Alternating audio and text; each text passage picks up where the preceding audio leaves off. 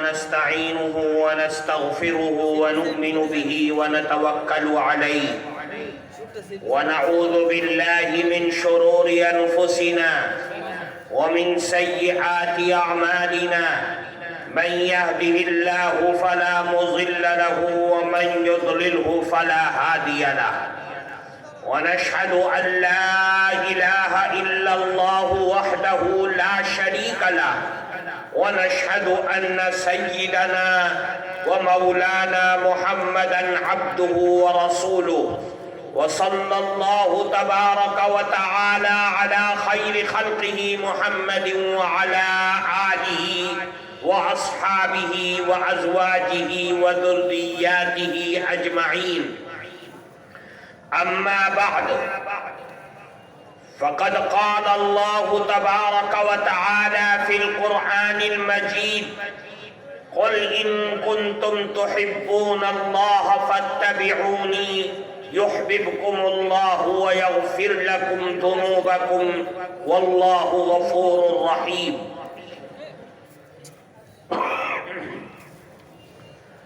محترم سبھاپتی صاحب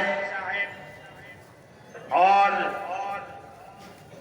اس مبارک منچ پر اپستت حضرات علماء کرام اور اس دینی سبھا میں موجود اور دور دراز سے آئے ہوئے مہمانان مکرم، ہمارے معزز بزرگوں اور عزیز دوستوں اور ہماری مائیں بہنیں،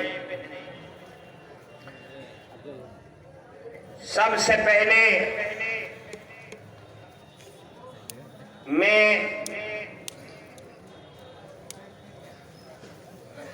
آپ حضرات کو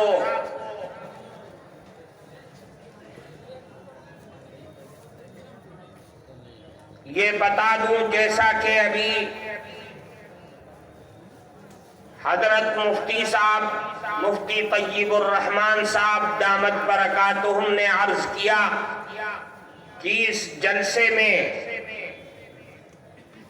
اس تاریخی، دینی، روحانی مبارک جلسے میں اصلاً حاضر ہونا تھا حضرت والد محترم، قائد ملت، صدر محترم حضرت مولانا سید ارشد مدنی دامت برکاتہم کو، لیکن کچھ حالات، کچھ بیماریاں جس کی وجہ سے وہ حاضر نہ ہو سکے اور مجھ کو حکم فرمایا کہ تجھے وہاں جانا ہے، میں ان کے بھیجے پر حاضر ہو گیا۔ میں ضروری سمجھتا ہوں کہ میں شکریہ ادا کروں بہت ساری دعاؤں کے ساتھ میرے وہ جوان بھائی، وہ علماء، عوام جو میرے انتظار میں گھنٹوں کھڑے رہے، بائک لے کر کے، گاڑیاں لے کر کے، اور اپنے علاقے سے کئی کلومیٹر دور، اور پھر مجھے وہاں سے لے کر کے یہاں مدرسے تک لائے، پوری محبتوں کے ساتھ۔ میرے پاس ان کا شکریہ ادا کرنے کے لیے الفاظ نہیں ہے۔ میں دعا کرتا ہوں کہ اللہ ان کی محبتوں کا بہترین بدلہ دنیا اور آخرت دونوں جگہ میں عطا فرمائے، اور اس محبتوں کو سلامت اور باقی رکھے۔ آج ہم بڑے فخر کے ساتھ اتنے بڑے جہاں ہزاروں لوگ جمع ہوں، رات اپنی شباب پر ہو اور آپ کی آنکھوں میں نیند کے آثار نہ ہو، اس عجیب و غریب اور تاریخی مجمع کے اندر جس بینر تلے اور جس چہار دیواری میں آپ موجود ہیں، ہر آدمی یہاں پر آتا ہے، اپنے الفاظ اور اپنے دل اور انتر کے خیالات کو اپنی جبہ اور زبان سے ادا کرتا ہے، لیکن میں یہ سمجھتا ہوں کہ ہندوستان کی سرزمین پر اخلاص کا ایک تاج محل دارالعلوم دیوبند، تو آپ کے تریپورہ کی سرزمین پر اخلاص کا یہ تاج محل دارالعلوم سونا موڑا یہاں پر موجود ہے۔ میں نے کئی سال سے میں یہاں پر حاضر ہوتا ہوں، موقع بموقع حضرت مفتی صاحب مفتی طیب الرحمن صاحب کی دعوت پر جمعیت علماء تریپورہ کے اجلاسوں میں، مدارس اور مکاتب کے اجلاسوں میں نے دیکھا ہے کہ انتہائی بے سر و سامانی، بے بسی، بے کسی حالات مخالف ہیں، حکومتوں کی منشا مخالف ہے، لیکن میں بہت ہی ادب و احترام کے ساتھ حضرت مفتی صاحب مفتی طیب الرحمن صاحب یہاں موجود ہیں، ان کے پیدا کیے ہوئے، بنائے ہوئے، سنوارے ہوئے حضرات علماء کرام اسٹیج پر موجود ہیں۔ حضرت مفتی صاحب نے تمام حالات کا مقابلہ کرتے ہوئے جمعیت علماء کو زندہ رکھا، مدارس اور مکاتب کو زندہ رکھا، اور دارالعلوم سونا موڑا کو ترقی دیتے ہوئے آج آپ کے سامنے کھلتا ہوا ایک شجر، کھلتا ہوا ایک پھول بنا دیا۔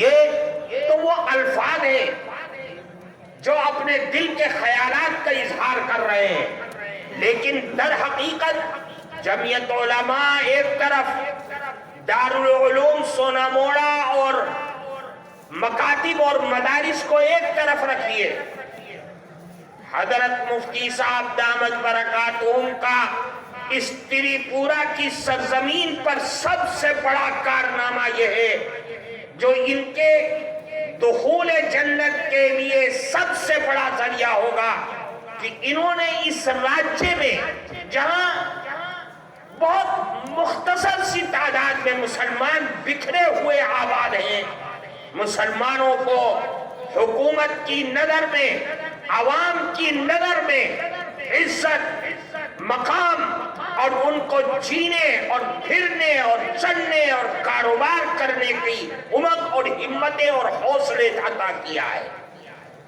ان حالات کے اندر جب ساری دنیا فرقہ پرستی کا نشانہ بنی ہوئی تھی، لیکن مسلمانوں کے اجتماعیت، مسلمانوں کے عزت و افتخار کو بلند کرنے کے لیے مفتی صاحب کی تمام ٹیم نے مل کر کے جمعیت علماء کے پلیٹ فارم پر، مکاتب اور مدارس کے پلیٹ فارم پر یہاں کے مسلمانوں کو سہارا دیا، اور آج ہم سر اٹھا کر کے جیتے ہیں، چلتے ہیں، پھرتے ہیں، اپنی طاقت کا بھی مظاہرہ کرتے ہیں، اپنے حالات کو بھی سامنے رکھتے ہیں۔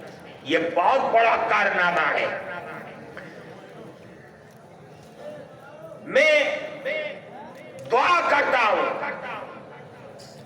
کہ اللہ حضرت مفتی صاحب کے سائے کو ہم سب کے سر پر تادیر قائم رکھے، اور ان کے لگائے ہوئے اس شجر کو مثمر ثمرات بنائے، اور یہ علماء جو ان مکاتب اور مدارس اور اس دارالعلوم سے نکل کر کے سارے تریپورہ میں پھیر رہے ہیں، یہ دنیا والوں کو یہ باور کرا دے کہ یہ وہ جماعت ہے، یہ وہ لوگ ہیں جو فرقہ پرستی کے مخالف ہیں، یہ وہ لوگ ہیں جو امن اور شانتی کو دنیا کی سرزمین پر قائم کرنے والے لوگ ہیں، اور اللہ سے اور اللہ کے نبی سے رشتہ پوری دنیا کے انسانوں کا جوڑنے والے ہیں۔ میرے عزیز دوستو، آج یہ اجلاس اور یہ امڑتی ہوئی بھیڑ اور یہ جگہ جگہ سے آئے ہوئے مختلف علاقوں سے نکل کر آئے ہوئے لوگ یہاں سے ایک پیغام لے کر کے جائیں، اور وہ پیغام لے کر کے اس طریقے سے جائیں کہ آپ کی دنیا اور آپ کی آخرت دونوں سنور جائے، یہ اس اجلاس کا مقصد ہے۔ میں نے آپ کے سامنے قرآن کریم کی ایک آیت پڑھی ہے۔ اس آیت میں اللہ نے قرآن میں فرمایا کہ اے مسلمانوں، اگر تم اپنے پربھو سے محبت کا دعویٰ کرتے ہو تو تمہارا دعویٰ اسی وقت صحیح ہوگا جب نبی کریم علیہ السلام سے تمہارا رشتہ، تمہاری محبت ہوگی۔ اللہ کے نبی سے محبت اور رشتہ ہمارا ایسا ہونا چاہیے کہ ہمارے دل میں، انتر میں رسول اللہ صلی اللہ علیہ وسلم کی مایا، اس کی محبت اس طریقے سے ہو کہ ہماری جان، مال، چھیلے، ہماری دنیا کی ساری دولت، حتیٰ کہ ہماری جان بھی اللہ کے نبی کے حکم پر قربان ہونے کے لیے تیار ہو۔ اللہ کے نبی نے فرمایا لا یؤمن احدکم حتی اکون احب الیہ من والدہ وولدہ والناس اجمعین۔ ساری دنیا کی تمام دولتوں سے سب سے زیادہ محبت ایک مومن مانوش کے انتر کے اندر اللہ کے نبی کی ہونی چاہیے۔ اللہ کے نبی کے اگر محبت ہوگی تو یاد رکھیے دنیا بھی بنے گی، آخرت بھی سنورے گی، اور دنیا کے اندر امن اور شانتی قائم ہوگی۔ نبی کریم علیہ السلام سے محبت یہ کیا چیز ہے؟ یہ اپنے اندر کیا طاقت رکھتی ہے؟ اس کا اندازہ آپ صحابہ کرام رضوان اللہ علیہم اجمعین کے زندگی سے کیجیے۔ صحابہ کرام نے ایمان کے بعد جو سب سے بڑی دولت کمائی تھی وہ اللہ کے نبی کی محبت اپنے انتر میں بھر لیا تھا۔ بے شمار واقعات ہیں، ان واقعات میں سے سب کو اگر بیان کیا جائے تو رات نہیں، کئی رات بھی ناکافی ہے۔ بڑی بڑی کتابیں لوگوں نے لکھ ڈالا ہے۔ آپ دیکھیے نبی کریم علیہ السلام سے محبت سب سے پہلا انسان، اللہ کے نبی کے بعد سب سے پہلا مسلمان حضرت ابوبکر صدیق رضی اللہ تعالیٰ عنہ ہے۔ سب سے پہلے ایمان لائے اللہ کے نبی پر وہ حضرت ابوبکر صدیق رضی اللہ تعالیٰ عنہ ہے۔ حضرت ابوبکر صدیق نے اعلان کیا کہ اے اللہ، اے لوگوں، ایک اللہ اور اس کے نبی پر ایمان لے کر کے آؤ، لا الہ الا اللہ محمد الرسول اللہ کی دعوت دی۔ لوگوں نے لکھا ہے کہ حضرت ابوبکر صدیق رضی اللہ تعالیٰ عنہ پر کفار مکہ چاروں طرف سے ٹوٹ پڑے اور اتنا مارا کہ بے ہوش ہو گئے۔ نبی کریم علیہ السلام وہاں موجود ہیں، کوئی مدد نہیں کر سکتے کیونکہ بے بسی کا عالم ہے۔ حضرت ابوبکر صدیق رضی اللہ تعالیٰ عنہ بے ہوش ہو گئے۔ صبح ہو گئی، ہوش نہیں آیا، شام ہو گئی، ہوش آیا۔ ان کی والدہ ان کے پاس گئی کہ بیٹا کچھ کھا لے۔ ہوش آیا تو صرف ایک ہی جملہ تھا زبان پر کہ بتاؤ محمد الرسول اللہ کا کیا حال ہے، وہ کس حال میں ہے؟ والدہ نے کہا یعنی کیا تم پریشان ہوتے ہو، مجھے نہیں معلوم کہاں ہے۔ کہا کہ میں نہیں کھاؤں گا جب تک کہ مجھے یہ پتہ نہ چل جائے کہ نبی کریم علیہ السلام کس حال میں ہے۔ चुनाचे उनकी वालदा हजरत उमर रजी अल्लाह तआला अन्हु की बहन को लेकर के अल्लाह के नबी के पास आई और अल्लाह के नबी को साथ लेकर के गई।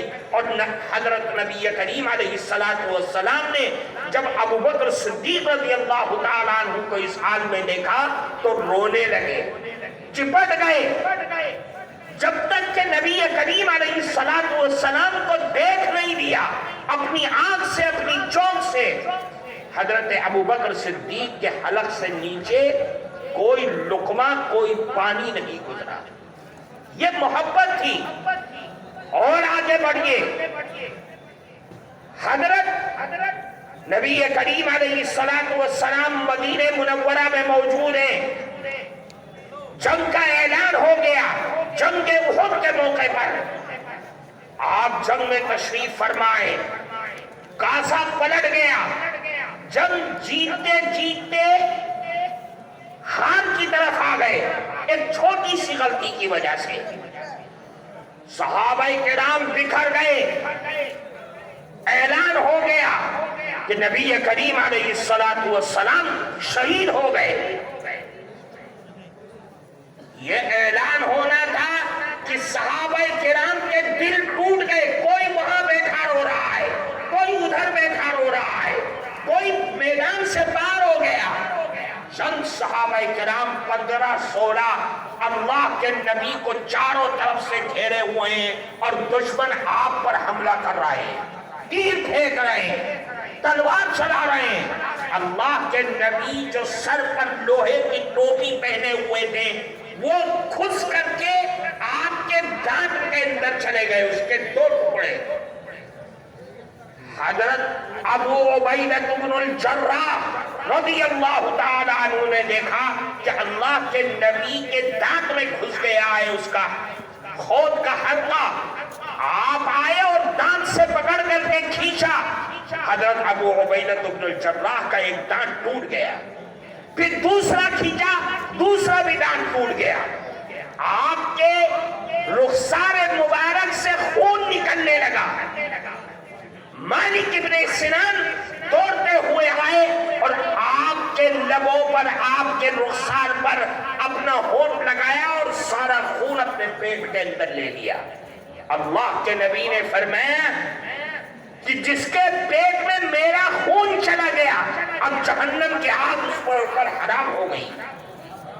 नबी करीम अलैहिस्सलातु वस्सलाम से मोहब्बत, क्या मोहब्बत थी। मदीने में खबर पहुंच गई कि नबी करीम अलैहिस्सलातु वस्सलाम शहीद हो गए।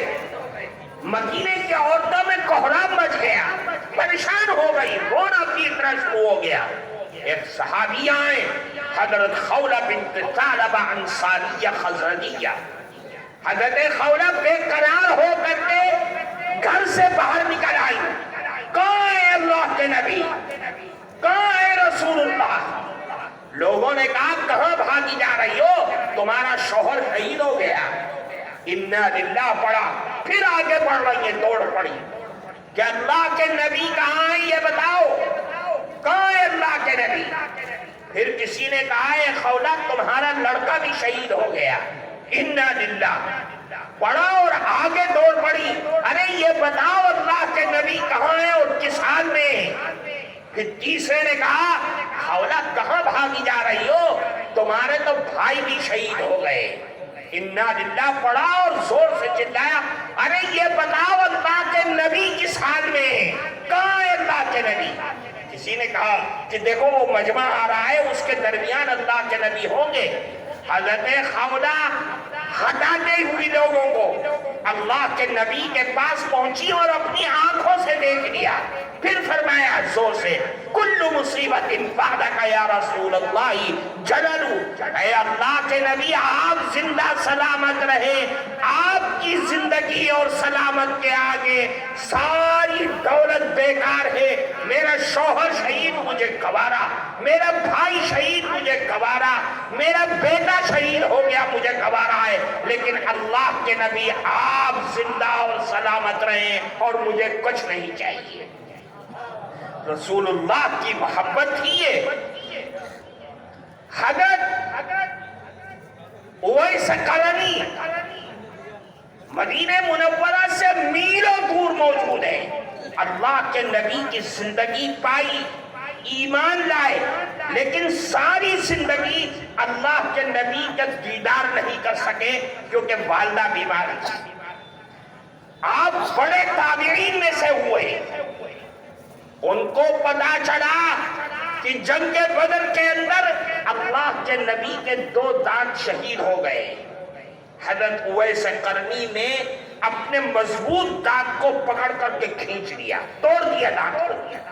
پھر خیال آیا کہ ہو سکتا ہے اس کے برابر والا ہو، اس کو بھی توڑ ڈالا۔ علماء نے لکھا ہے حضرت اویس قرنی نے اپنے سارے دانت توڑ ڈالے کہ میرے آقا کے جب دانت ٹوٹ گئے تو اب مجھے اپنے دانت رکھنے سے کوئی فائدہ نہیں ہے۔ رسول اللہ سے یہ محبت کی، آپ کا وصال ہوا، آپ دنیا سے پردہ فرما گئے۔ ایک صحابی ہے حضرت عبداللہ ابن زید ابن عبد ربی، اپنے باغ میں کام کر رہے تھے کھجور کے، وہاں کسی نے کہا یا عبداللہ، اللہ کے نبی تو دنیا سے چلے گئے، آپ پردہ فرما گئے۔ حدیث کی کتابوں میں لکھا ہے، سیرت کی کتابوں میں، کہ عبداللہ ابن زید نے سارا کام چھوڑا اور ہاتھ اٹھایا اور دعا کی کہ اے اللہ، اب تک ان آنکھوں سے دیکھنے کی تمنا کی نبی کریم صلی اللہ علیہ وسلم کی، اب وہ اس دنیا میں نہیں رہے، اے اللہ میری آنکھوں کو لے لے، اب مجھے ان آنکھوں کی ضرورت نہیں ہے، نابینا ہو گئے ہمیشہ کے لیے۔ یہ رسول اللہ سے محبت تھی، آپ کا وصال ہوا۔ رسول اللہ کے مؤذن خاص حضرت بلال حبشی رضی اللہ تعالی عنہ، حضرت بلال حبشی مدینہ منورہ چھوڑ کر کے دور علاقے میں شام کی طرف چلے گئے کہ اب جب میرے آقا دنیا میں نہیں رہے، اب میں مدینے میں نہیں رہوں گا۔ ایک دن خواب دیکھا کہ بلال کیا ظلم ہے تم نے، میرے قبر کی میری زیارت کرنا بھی تم نے چھوڑ دیا، چھوڑ کے چلے گئے۔ حضرت بلال حبشی اٹھے، فوراً اپنا بستر باندھا اور مدینہ منورہ آ گئے۔ آتے ہی حضرت عائشہ صدیقہ رضی اللہ تعالی عنہا سے اجازت چاہی کہ میں قبر شریف پر جاؤں گا، کیونکہ حضرت عائشہ کے حجرے میں قبر تھی۔ حضرت بلال حبشی گئے اور قبر پر، آپ کی قبر پر اپنا سر رکھا اور زاروں قطار رونے لگے۔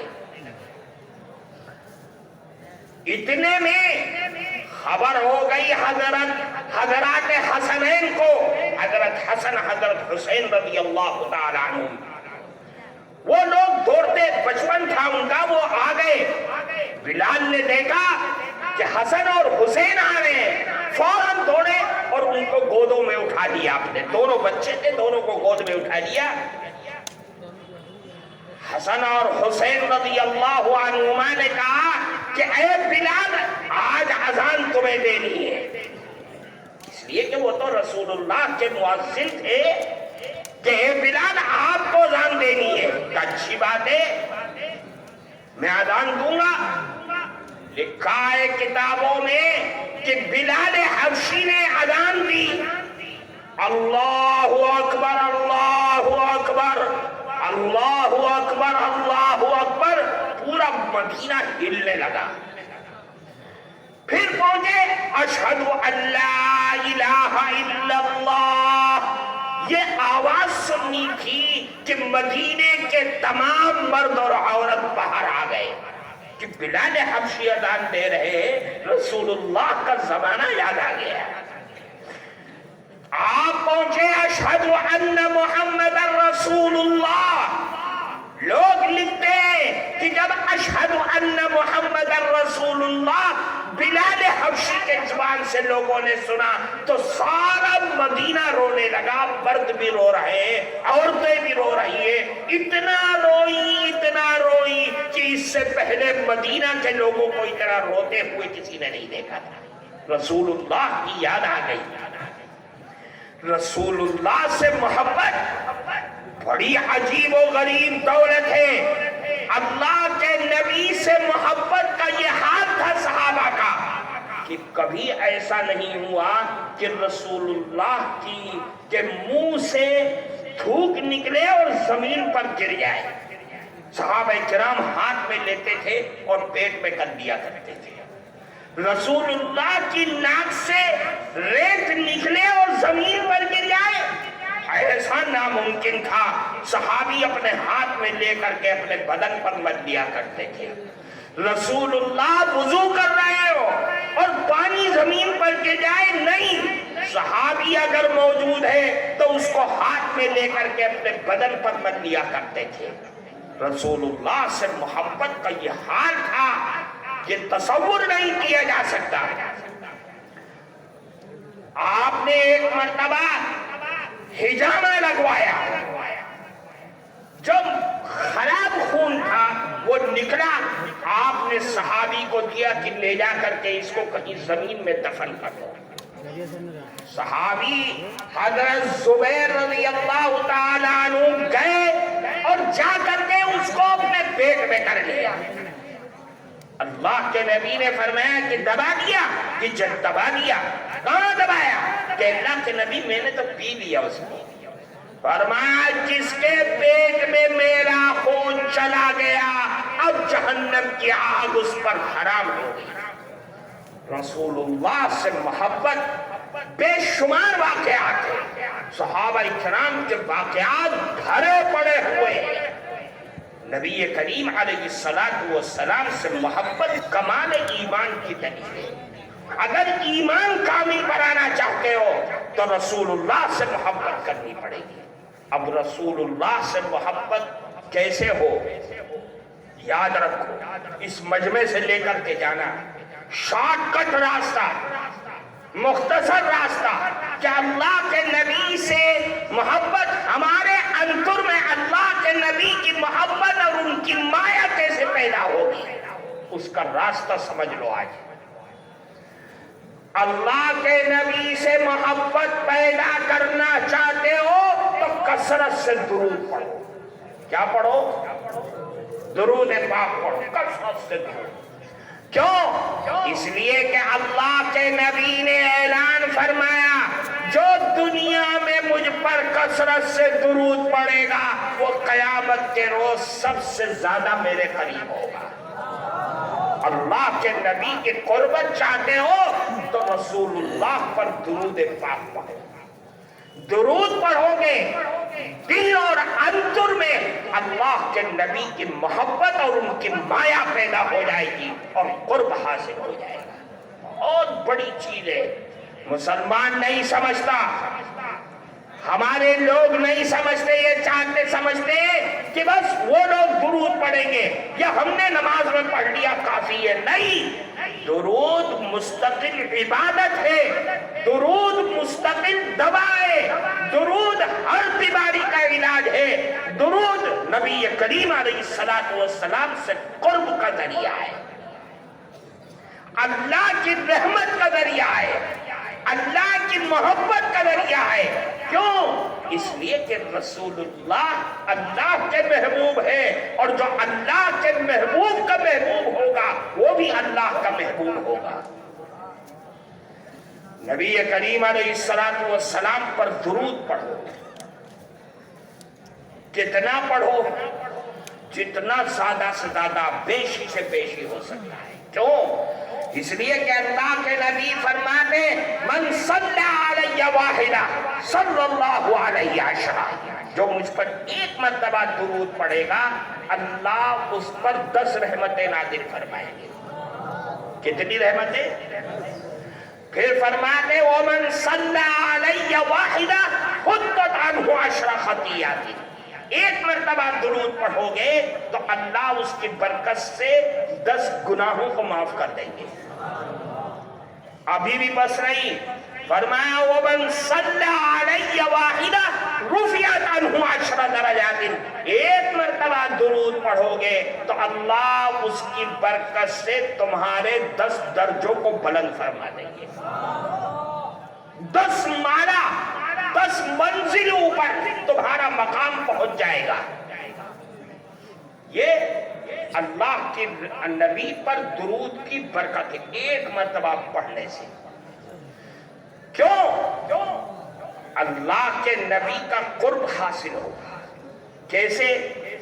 اللہ کے نبی نے فرمایا اِنَّ لِلَّهِ مَلَائِكَةً سَيَّاحِينَ فِي الْأَرْضِ يُبَلِّغُونِي عَنْ أُمَّتِي السَّلَامَ، کہ اللہ کی زمین پر اللہ کے فرشتے گھومتے رہتے ہیں، پہاڑوں پہ جا رہے ہیں، جہاں جہاں مومن مانوس آباد ہے ہر جگہ گھومتے، جو اللہ کے نبی پر درود پڑھتا ہے وہ درود وہ فرشتے اٹھاتے ہیں اور دوڑتے ہوئے اللہ کے نبی کے دربار میں جاتے ہیں کہ اللہ کے نبی آپ کے فلاں امتی جس کا نام یہ ہے اور اس کے باپ کا نام یہ ہے، اس نے آپ پر درود پڑھا ہے، خود اس کا بھی نام اور اس کے باپ کا نام لے کر کے، اور اللہ کے نبی فوراً جواب دیتے۔ تو جب روزانہ ہمارا اور ہمارے باپ کا نام لے کر کے اللہ کے نبی کے دربار میں پیش ہوگا تو جب قیامت کے دن ملاقات ہوگی تو بھولے گا کوئی؟ ہم نہیں بھول سکتے تو اللہ کے نبی کیسے بھول جائیں گے؟ اس لیے میرے بھائی اللہ کے نبی پر کثرت سے درود پڑھنا۔ ایک حدیث تو بڑی عجیب و غریب ہے، طبرانی نے اپنی معجم میں اس حدیث کو نقل کیا ہے، بڑی حدیث کی کتاب ہے، فرماتے من صلی علیہ واحدہ صلی اللہ علیہ عشرہ، جو مجھ پر ایک مرتبہ درود پڑھے گا اللہ اس پر 10 رحمتیں نازل فرمائیں گے۔ ایک بات پھر فرماتے ومن صلی علیہ عشر صلی اللہ علیہ مئہ، جو مجھ پر روزانہ بلا ناغہ 10 مرتبہ درود پڑھے گا اللہ اس پر 100 رحمتیں نازل فرمائیں گے۔ کتنی رحمتیں؟ 100 رحمتیں۔ اور اگر کوئی روزانہ 100 مرتبہ درود کا عادی بن جائے، فرماتے ومن صلی علیہ مئہ، اگر مجھ پر روزانہ 100 مرتبہ درود پڑھے گا تو 3 پرسکار ملے گا۔ کتنا؟ 3 پرسکار ملے گا۔ اس کو سن لو، دل میں بٹھا لو، دماغ میں بٹھا لو، مرتے دم تک یاد رکھنا۔ 3 پرسکار۔ کتنے پرسکار؟ 3 پرسکار۔ بتا دیں، جو مجھ پر 100 مرتبہ روزانہ درود پڑے گا 3 پرسکار ملے گا۔ سب سے پہلا فرماتے اللہ کے نبی کتب اللہ بین عینیہ براءۃ من النفاق، کہ اللہ اس کی برکت سے 100 مرتبہ درود کی برکت سے اس کے دونوں چوک کے درمیان یہاں پہ اس جگہ لکھ دیں گے کہ یہ آدمی یہ مانوس منافق نہیں ہو سکتا۔ کون نہیں ہو سکتا؟ یعنی جھوٹا نہیں ہو سکتا، اندر کچھ اور باہر کچھ، یہ ان منافقوں میں اس کا شمار نہیں ہوگا جن پر اللہ کی لعنت برستی ہے۔ جو منافق کے بارے میں اللہ اعلان کر رہے ہیں ان المنافقین فی الدرک الاسفل من النار، کہ وہ جہنم کے سب سے نچلے گڑھے میں ہوں گے، وہ منافق نہیں ہوگا یہ آدمی۔ پھر کتنا ہو گیا؟ 1۔ دوسرا پرسکار کتب اللہ بین عینیہ براءۃ من النار، کہ اللہ اس کے دونوں آنکھوں کے درمیان یہ بھی لکھ دیں گے کہ یہ آدمی جہنم کی آگ میں نہیں جا سکتا، اب جہنم سے محفوظ۔ کیوں؟ یہ تو میرے محبوب کا نام لیوا ہے، میرے محبوب کا